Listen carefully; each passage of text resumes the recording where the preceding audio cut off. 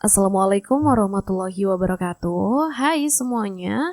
Di kesempatan kali ini aku akan melanjutkan sebuah cerita yang ditulis oleh Ratna Dewi Lestari yang berjudul Memandikan Jenazah. Tidak usah pakai lama ya, langsung saja kita simak ceritanya.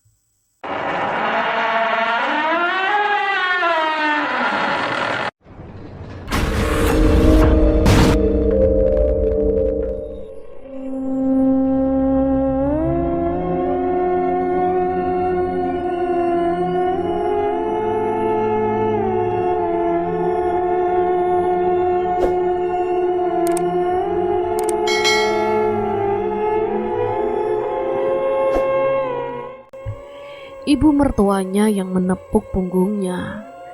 Ayo Nung, sudah siang. Kasihan orang-orang yang sudah menunggu di dalam. Kamu jangan ngelamun aja Nung. Seloroh ibu mertuanya seraya berdecak kesal melihat tingkah laku Nunung. Dia melangkah sigap meski di usianya sudah senja. Bersama dengan anak perempuan di sebelahnya yang selalu menggandeng tangannya. Nunung menghembuskan napas gusar. Bukan dia tidak ingin untuk membantu memandikan jenazah Mira yang tiba tadi subuh, tapi rasa bersalah kian menggerogoti hatinya.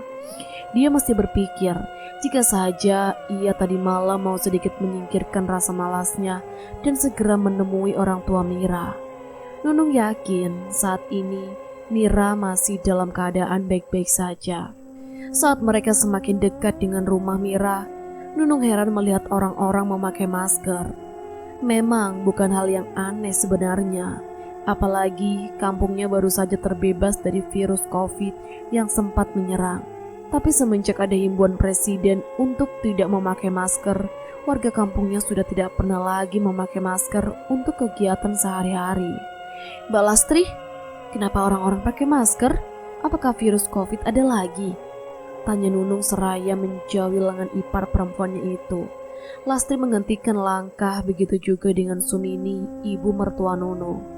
Lah iya, kok aneh orang-orang pada pakai masker? Gimana Nunung? Apa kita pulang ambil masker dulu? Jawab Lastri lagu. Tunggu Nduk, apa kalian berdua mencium sesuatu? Sumini mengendus-endus hidungnya bergerak-gerak seperti menghirup aroma sesuatu. Nunung dan Lastri saling pandang. Seketika mata mereka membola dan seperti tahu apa yang ada di pikiran masing-masing. Kok bau bangkai ya Bu? Cetus Lastri begitu saja. Apa ini bau bangkai Mira? Bukankah Mira ditemukan sudah meninggal? Imbu wanita berhijab hitam itu lagi. Ora mungkin Las, wong bengi ketemu Nunung. Disuruh ngabarin ibune buat jemput. Diajak mulai ora gelem. Belas, gak mungkin Mbak. Tadi malam wae, Nunung pulang jam 11 malam Mbak. Dan saat itu Mira masih sehat kok. Tidak mungkin hanya dalam waktu beberapa jam saja Mira sudah jadi bangkai. Nunung membenarkan perkataan ibunya barusan. Yo wes, daripada banyak pikiran dan menebak-nebak, lebih baik kita masuk dan melihat keadaan Mira di dalam. Ajak Lastri. Dia menyudahi perdebatan di antara mereka. Apalagi dia melihat rumah almarhum Mira semakin ramai oleh warga yang ingin bertakziah. Mereka kembali melanjutkan langkah menuju rumah Mira yang hanya berjarak beberapa langkah dari tempat mereka tadi berbincang. Semakin mereka mendekat ke arah rumah, semakin aroma itu terasa menyengat dan menusuk hidung. Apalagi saat Lastri masuk yang diikuti Nunung dan juga ibunya. Aroma bangkai sangat pekat terasa, hingga Lastri harus menahan mulutnya agar tidak muntah di tempat itu. Dia seketika keluar dari rumah dan mengibas-ibaskan tangannya di depan muka, berusaha menghindari bau yang sangat mengganggu dirinya. Sedang Nunung hanya terpaku dan menatap nanar ke arah jasad yang ditutupi dengan kain panjang batik. Tentu saja aroma itu berasal dari jasad yang saat itu terbujur kaku. Nunung menggerakkan kepalanya dan mengarahkan pandangannya kepada ibu mertuanya saat itu juga menatap ke arahnya. Baru saja mulut Nunung akan terbuka, tiba-tiba dari arah kamar terdengar suara tangisan. Tangisan itu terdengar begitu pilu dan menyayat hati. Tidak, anakku tidak mungkin meninggal. Mira. Nunung merapat ke arah ibu mertuanya, sementara Lastri kembali masuk ke dalam rumah. Seseorang datang dari arah dalam kamar dan menemui Sumini. Mari Mbah, kami antar ke tempat pemandian, ucapnya sopan. Apa keluarga ada yang mau ikut memandikan Mira? Tanya Sumini. Wanita yang ditanya tampak bingung. Dia celingukan dan matanya menyusuri sekitar. Ada keraguan di sorot matanya saat ia kemudian menggeleng pelan. Sepertinya tidak ada, Mbah. Tetangga saja, tadi tidak ada yang mau mendekat. Mereka selain takut juga jijik. Aroma tubuh Mira memang sangat menyengat. Tapi saya akan membantu, Mbah. Saya ini budinya Mira, dan sewaktu almarhum hidup, beliau sangat dekat dengan saya. Wanita parubaya yang tubuhnya sedikit montok itu menawarkan diri. Iya, tidak apa-apa kalau begitu. Apa ibunya tidak ingin ikut memandikan anak perempuannya?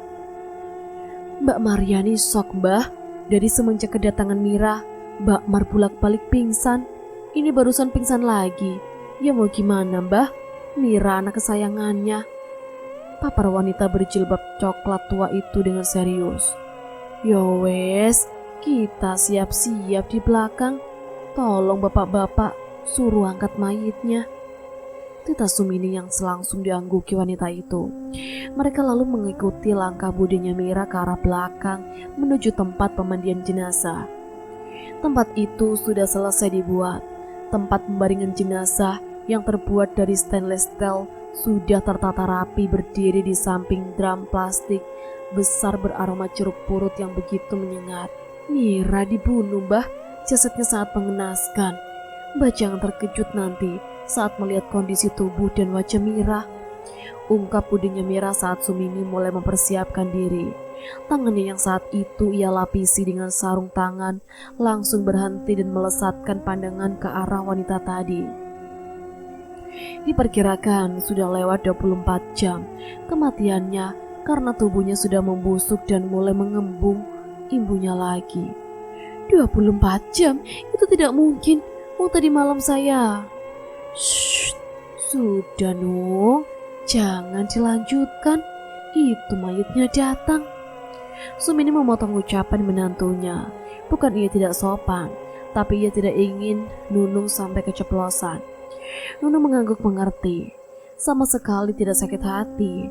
Dia malah menggeser tubuhnya saat mayat Mira datang dan diletakkan di atas dipan stainless. Aroma bangkai bercampur dengan aroma jeruk purut yang pekat. Ada seorang bapak mendekat dan memberikan mereka satu persatu masker untuk meminimalisir bau yang tidak sedap. Begitu bapak-bapak itu pergi, Sumini mendekat ke arah Mira yang sudah kaku. Dia membuka sebagian kain yang menutupi wajah dan tubuh Mira. Astagfirullah. Siapa yang tega berbuat ini? Lastri tiba-tiba berteriak saat melihat wajah Mira yang bukan hanya lebam, tapi sudah tidak berbentuk dan sulit dikenali karena luka terkoyak lebar di beberapa tempat bagian wajah dan darah kering yang sudah menghitam. Mulut menganga dan mata yang melotot seolah menampilkan kembali bagaimana saat kejadian naas itu terjadi. Kulit putihnya mulai membiru, urat nadinya mencuat dan berwarna hitam dengan bagian perut yang terlihat membengkak. Semua orang yang berada di tempat hanya mampu beristighfar. Entah angin dari mana, tiba-tiba saja kain yang menutup semua tubuh Mira terhempas. Semua mata tanpa sengaja menangkap pemandangan yang lebih mengerikan. Celana Mira sudah turun sampai ke paha, menunjuk sesuatu yang membuat tubuh membeku. Mira, korban pembunuhan dan pemerkosaan. Tapi kenapa sedari tadi tidak ada polisi? Kami sudah berembuk dengan keluarga dan ibunya Mira, menentang keras untuk mencari pelaku pembunuhan Mira. Sahut budi Mira yang langsung membuat Nunung, ibunya dan Lastri menatap ke arahnya. Hah? Jadi ibunya Mira membiarkan pembunuh Mira berkeliaran begitu saja? Ini aneh, padahal Mira bilang kalau... Nunu menghentikan ucapannya saat ia merasa ada yang menjawilnya. Ia menoleh dan melihat mata mertuanya yang melotot ke arahnya. "Mira, kapan Mbak ketemu Mira? Dia bilang apa Mbak?" Wanita berjilbab coklat itu mendekat ke Nunung langsung terdiam. Ia ingin jujur, tapi ia melihat larangan dari mata ibu mertuanya. "Nanti kita bicara lagi. Apa ini tidak kenapa-napa kalau kita memandikan sekarang, mengingat Mira meninggal dengan cara tidak wajar?" Sumini menatap Budi Mira dan juga Lastri secara bergantian. Wanita yang ditanya menggigit bibir. Dia pun bingung. Ia pun tahu jika saat ini sebenarnya bertolak belakang dengan hukum. Dia pun sebenarnya heran. Kenapa orang tua Mira bersikuku untuk tidak melaporkan kematian Mira yang misterius ini? "Mandikan saja sekarang, Mbah. Anak saya akan dimakamkan segera." Sumini dan orang-orang di dalam tempat itu tersentak kaget, termasuk dengan Nunu. Mereka sontak menatap ke arah suara yang saat itu tiba-tiba berada di antara mereka. Suara bariton, laki-laki yang terdengar berat dan penuh nada ancaman. "Suryo?" liris Sumini saat menatap laki-laki yang saat itu menyibak kain penutup tempat pemandian. "Kami sudah terlalu kecewa dengan polisi. Jika saja malam itu Pak Polisi cepat mencari anak kami, tentu saja anak kami saat ini masih dalam keadaan sehat walafiat. Mbah Mini, saya minta tolong dengan sangat. Tolong mandikan anak kami dengan sebaik mungkin. Kami ingin memberikan yang terbaik kepada anak tersayang kami untuk yang terakhir kali." Suara itu bergetar seperti menahan kepiluan yang teramat sangat di dalam dadanya. Suasana mendadak menjadi hening. Pikiran berkecambuk di dalam hati masing-masing orang. Mereka tahu jika laki-laki parubaya di hadapan mereka saat ini jiwanya sedang terluka. Tapi ia berusaha tegar, meski matanya sedikit pun tidak bisa menyembunyikan sakit hati yang kini dia rasakan. Laki-laki berambut cepak dengan kumis tebal yang menghiasi atas bibirnya itu mengusap wajahnya kasar. Dia lalu berbalik dan pergi begitu saja, meninggalkan Sumini dan juga 3 wanita yang hendak memandikan jenazah Mira. Nunung langsung mendekati ibunya saat lelaki itu pergi. Wajahnya tegang, bukan hanya karena dia akan memandikan jasad Mira yang begitu menakutkan, tapi dia seperti mempunyai beban mental. Bu, bagaimana ini Bu?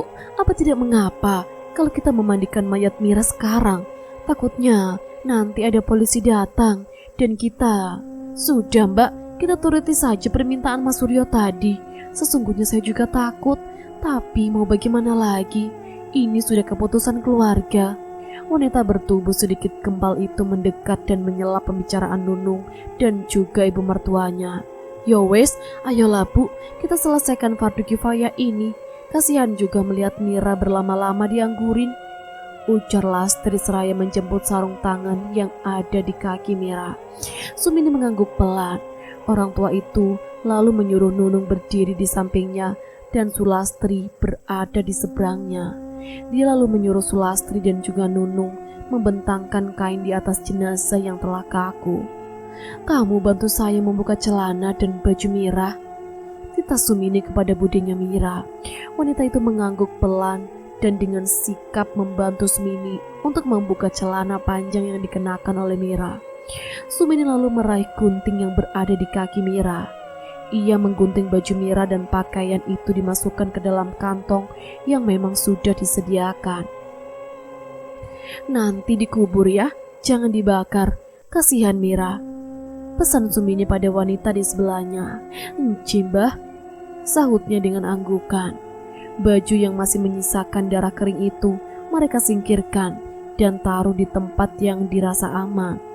Proses pemandian jenazah pun mulai dilakukan. Sumini berdiri seraya mengangkat kedua tangannya dan berucap, "Sengaja aku mandikan jenazah ini fardu kifayah karena Allah Ta'ala."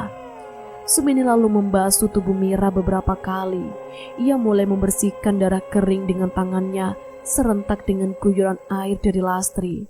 Sumini sama sekali tidak berpaling dari wajah Mira yang sebagian menganga karena luka sayatan. Ia melakukan dengan sangat hati-hati. Sumini tak henti-hentinya beristighfar dalam hati. Ia benar-benar merasa kehilangan dengan apa yang terjadi pada jasad gadis yang sedang ia hadapi. Ia tidak bisa membayangkan bagaimana kejadian yang sangat mengerikan yang telah gadis itu alami. "Kamu bersihkan bagian leher, Las. Ibu mau bersihin bagian ini dulu." "Baik, Bu." Lastri pun membersihkan bagian tubuh yang lain. Begitu juga dengan Nunu. Mereka melakukan sesuai dengan perintah Sumini. "Pelan-pelan ya, Las. Nung." Sumini sesekali memperingati. "Bu, bagaimana ini agak sulit untuk dibersihkan, Bu?" ucap Lastri sembari menunjuk leher sebelah kiri yang terkoyak seperti terkena senjata tajam. Sumini mengangkat kepalanya dan menatap ke arah Sulastri. Sebelum ia beranjak ke arah anak perempuannya itu, ia menatap ke arah Nunung dan berucap, "Nung, tolong bantu ibu bersihkan darah kering ini, pelan-pelan yo." Nunung terdiam, ada perasaan ragu di dalam batinnya. Apakah dia mampu membersihkan wajah Mira yang sejak tadi ia hindari? Masih terekam jelas dalam ingatannya bagaimana tadi malam dia bertemu dengan Mira dan berbicara berhadap-hadapan. Siapa menyangka saat ini ia memandikan jenazahnya dan dalam keadaan yang sangat mengerikan. Wajah cantik itu berubah seperti monster. Luka menganga di wajah menunjukkan daging yang sudah berubah warna dan leher yang terlihat urat-urat berwarna kehitaman yang terputus, membuat siapapun yang melihat pasti bergidik takut. Darah kering dan juga bau yang tidak sedap semakin mempersulit proses pemandian. "Nung?" Iya, Bu, baik." Nunung akhirnya bergerak dari tempatnya berdiri, sedang orang tua itu dengan sigap tanpa rasa takut bergerak mengitari tempat pemandian dan berhenti di samping Lastri. "Begini, Duk, kalau sulit basuh air serentak dengan tangan kita. Bergerak perlahan dan hati-hati, pastikan bersih," jelas Sumini. "Enje, Bu."